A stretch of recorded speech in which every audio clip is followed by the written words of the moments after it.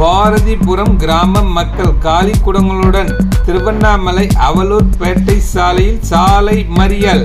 திருவண்ணாமலை மாவட்டம் துறிஞ்சாபுரம் ஒன்றியம் பாலானந்தல் மதுரா பாரதிபுரம் கிராமத்தில் 300க்கும் மேற்பட்ட மக்கள் வசித்து வருகின்றனர். அப்பகுதி மக்களுக்கு 4 மாதங்களாக குடிநீர் சரியாக வழங்கப்படவில்லையாம். மேலும் தெருவிளக்குகள் சரியாக எரியவில்லையாம். இது குறித்து அப்பகுதி மக்கள் ஊராட்சி மன்ற தலைவரிடம் புகார் அளித்தும் எவ்வித நடவடிக்கையும் எடுக்கவில்லையாம். இதனால் ஆத்திரம் அடைந்த அப்பகுதி மக்கள் திருவண்ணாமலை அவலூர் பேட்டை சாலையில் காலி குளங்களுடன் சாலை மறியலில் ஈடுபட்டனர். தகவல் அறிந்த மங்களம் போலீசார் சம்பவ இடத்திற்கு வந்து சாலை மறியல் செய்தவர்களிடம் பேச்சுவார்த்தை நடத்தினர்.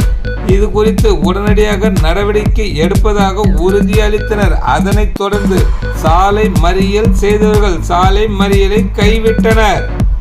திருவண்ணாமலை மாவட்டத்துல இருந்து பேசுறோம். மேல்பாலாந்தல் ஒரு கிராமம், அதை சுத்தி 7 கிராமம் இருக்கு. 7 கிராமத்துல பாரதிபுரம்ன்றது ஒரு ஊர், எங்க ஊரு. இதை சுத்தி இருக்கிற மிச்ச எல்லா ஊருக்குமே தண்ணி, லைட் எல்லாமே நல்லாவே எல்லாமே செய்யறாரு தலைவர். பாரதிபுரத்துக்கு மட்டும் 4 மாசமா தண்ணியும் வரல, லைட்டும் எரியல.